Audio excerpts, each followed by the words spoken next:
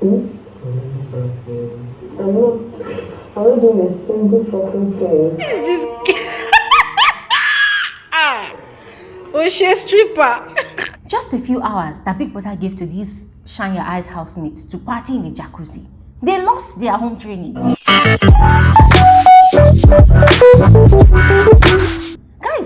I'm talking about all the chaos that happened last night. A lot of chaotic mess here and there.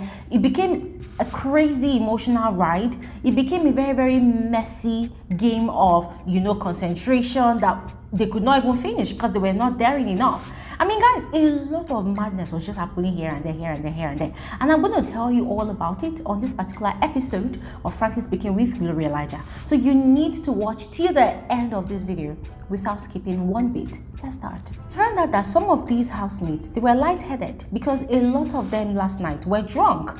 We're talking about the likes of Cross and Sammy. Guys, they were so drunk that whatever they were dancing in the kitchen with white money, guys, I have no freaking idea. What's doing? Oh Lord! Sammy literally turned himself into a stripper, dancing and grinding on the kitchen counter. And I'm like, dude, come on. Alcohol is a bastard. Hey, alcohol is a freaking bastard. And guys, what was Cross doing? Oh my god, guys, I just couldn't understand, but it was quite hilarious. I mean, look how White Money is singing, guys. And to be very frank with you, White Money himself doesn't even understand what he is singing. But one thing I know is that alcohol is truly a bastard. Now, aside that, Sammy actually went to bed on time because dude did not want to fool himself. But hell no, Cross decided not to go to bed on time. So we decided to join the rest of the housemates in playing some annoying concentration games, which I will be sharing in the course of this video. But before I do so, guys, let me just quickly remind you all that today is Saturday, and you know what that means. It is our YouTube live stream that will be happening on this channel by 3 p.m. WAT. What that means is, please, whatever part of the world you are, please ensure to use Google World Clock so that you are able to keep up with the time in West Africa. So 1500 or 3 p.m. WAT is that time.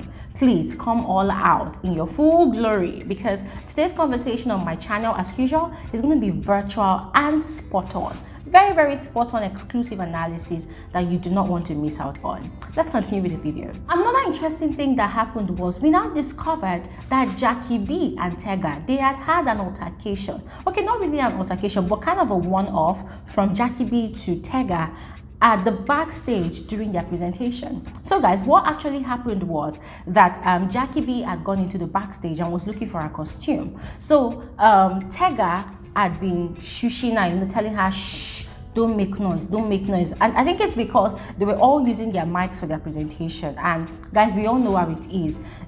When you are shouting, I don't know, it seems like whoever controls the sounds in Biggie's house tends to amplify the sound of the mic. So TEGA was trying to control people from making too much noise, and that was what infuriated Jackie B, that she went on an outburst and was warning TEGA that in your life, do not ever talk to me like that, don't ever come at me like that, blah blah blah blah blah. Much later, I heard Jackie B explaining to Nini that for her, she feels like she's a mom. TEGA is also a mom. Both of them, they have kids. Her kid is 10 years old. TEGA's child is about 5 years old. So what gave TEGA the right to come at her as if she's a child? TEGA's explanation kind of infuriated Princess, who is already taking sides in the whole matter herself. So she was already gingering and she was hyperventilating and she was shouting, nobody can try in the house, nobody can do anything, blah blah blah, oh, she has anger issues, that she came to Biggie's house and she's trying to handle her anger issues. I'm like, girl, calm down. Why are you angry now? It's Biggie's house for angry people. Whilst all of that was happening, BEATRICE had broken down in tears in the games room upstairs. Now, I do not know how Peace found her out, but then Peace went there and was trying to console her and trying to even know the root cause of her sad state. And guys, honestly, it was quite emotional. It really touched me. But at the end of the day, from what BEATRICE was saying, she felt out of place in the midst of the rest of the 21 other Shine Your Eyes housemates. She had inferiority complex because, one, she felt like she doesn't know how to talk. She felt like she wasn't saying the right thing. She She said she didn't just know how to behave or even carry herself in the midst of the rest of the housemates, that she looks at them when they have conversations, the way they flow with one another, and she wonders how do they do it. You know, in fact, she feels completely out of place, and that kind of made her feel like she doesn't know what she's doing or whether she's at the wrong place at the wrong time. In fact, she just felt like she wasn't deserving of being in Biggie's house. She felt like she wasn't worth the chance of being in Biggie's house. And guys, try as much as Peace tried to console her. At some point, I was really upset that Peace was there. I mean, hey, Peace had been trying to convince the rest of the housemates before that Beatrice and Earrings were the wild cards in the house. You know, so seeing her there, you know, playing the role of big sister, trying to put Beatrice in a good mood, I just felt like, Peace, who the hell are you? Like, for real, who are you? Who are you? Like, this girl, are you sure you're not a chameleon? And guys, there's another theory I have about Peace, which I will be sharing during the live stream today. So please do not miss out, because I'm going to explain that theory in details. But then one thing that Beatrice kept on saying was that she wants to talk to an elderly person, a more mature person, because she has a lot of questions about herself, a lot of questions about her life, which she feels that a professional would rightly answer. And guys, I feel like she was referring to a shrink.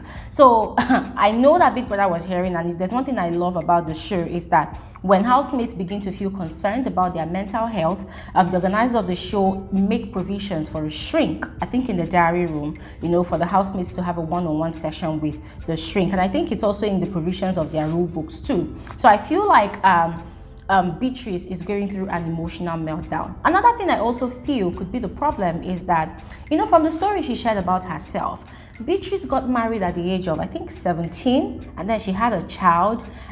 So I feel like she did not grow up. Yes, she spent her formative years being a wife and a mother.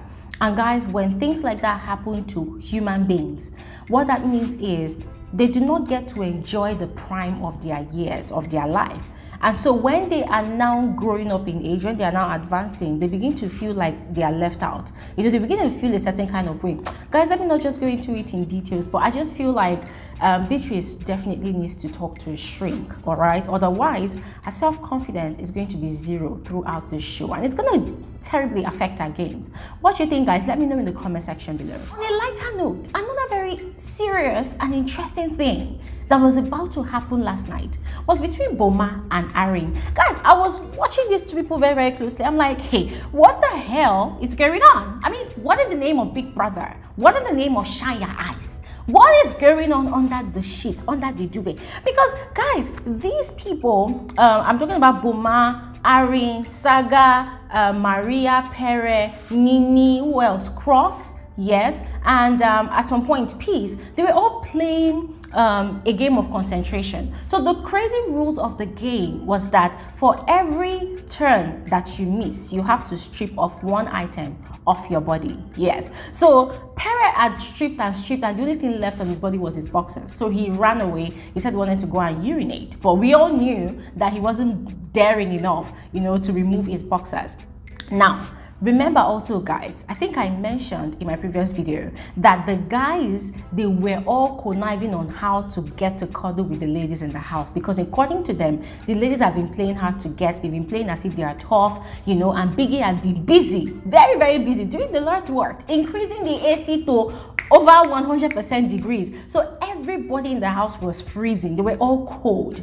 You know, so the guys were saying that that night, yes, that they were going to try as much as possible to cuddle with those ladies by force. And guys, remember, the only people in the house that had been successfully cuddling in that house are Sammy and Angel. Okay, so every other guy, they've not been able to catch any of the ladies in their bed for cuddles. And so, guys, last night, Arin, all in the name of, oh my god, I'm tipsy, I feel very, very drunk, all in the name of, oh, we're playing the game of concentration, we're playing the game of Shari, blah, blah, blah, blah. She jumped into her bed. I don't know if it's her bed or BOMA's bed, but both of them were shot on the same bed. And guys, guess what was happening?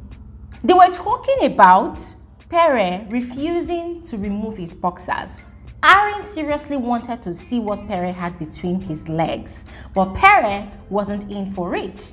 Another interesting thing was that Arin started questioning BOMA about what was between his legs, to the point of even asking BOMA, oh, does it grow bigger when you pee? I'm like, Ew, come on girl, you cannot tell me that you did not study biology in school. When did you learn that when a man pee-pees, his pee-pee wee-wee grows bigger like that? wow, come on, is it the alcohol speaking or Arin? What? And then guys, so before I knew it, BOMA's hands were leaving where it was and they were coming towards Arin's side under the bed, under the sheet. And I was wondering like, hey, people are not fingering or doing anything, because if you are, I will find out.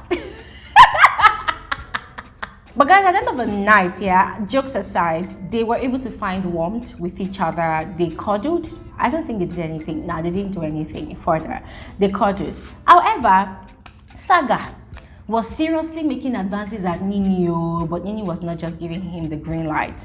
Maria had slept off. Nini at some point, I think she left that place because they were all snuggled too close for comfort, and I was very, very suspicious. Saga was just all over Nini. He wanted to cuddle, he wanted to touch, he wanted to do stuff, but Nini wasn't really having it. But then she was kind of playing along, and then the guys were now conversing about it. So Angel was now advising the guys on how to approach the ladies, on how to toast the ladies. That instead of people to just sit down, bring your A game to the house, approach these ladies, talk to them, blah, blah, blah. And then they were asking Angel who she liked in the house. She said she likes Sammy, but it seems like Sammy is not ready to play ball. Guys, you know what that means. Angel, for the past couple of days now, has been trying to get Sammy to get down with her in the bed, Sammy's bed, but Sammy is not having any of it. And so she now said that she actually has backups in the house, that some of her backups include Pere, there's Cross, there's also what's this person's name? Guys, I can't really remember, but she said that she has a couple of backups in the house. So if Sammy does not agree, then she's going to move on to other guys. Hey, wow, all this tea is very hot. I don't even know how I'm even managing to dish it out to you guys. Listen, another interesting thing that was happening in one corner of the house again was Emmanuel and Liquor Rose. Now guys, during the jacuzzi party, Liquor Rose and Emmanuel, they are started talking, intensely, in-depthly. And guys, remember, Emmanuel had been liking Liquor Rose one way or the other, but he had not approached her to talk because that dude actually has pride. His ego did not allow him to go and talk to her. But then when he saw all the dance moves that she was bursting at the poolside, he went to talk to her. Before we knew it, oh my God, she was grinding this guy, and the guy was like, like in his mind, tomorrow's Saturday night party. My friend, like this was just literally planning in his mind how he was going to deal with Liquor Rose, probably during the Saturday night party of tonight. But guys, listen, let's just watch out and see how it all plays out. Meanwhile, guys, I am really, really curious to see what's going to happen today between BOMA and Arin. Is this the beginning of a new kind of attraction between both of them or not? Let us watch out and see. And this is where I'm going to end this particular episode of Frankly Speaking with Glory Elijah. Thank you all so much for watching. Please let me know your thoughts about all the details that I have spilled on this particular episode, and I'll do well to respond to all of you. And please do not forget to join me today by 3 p.m. WAT on my virtual live stream on my channel. All right, I'll see you guys shortly. Have an amazing day. Bye.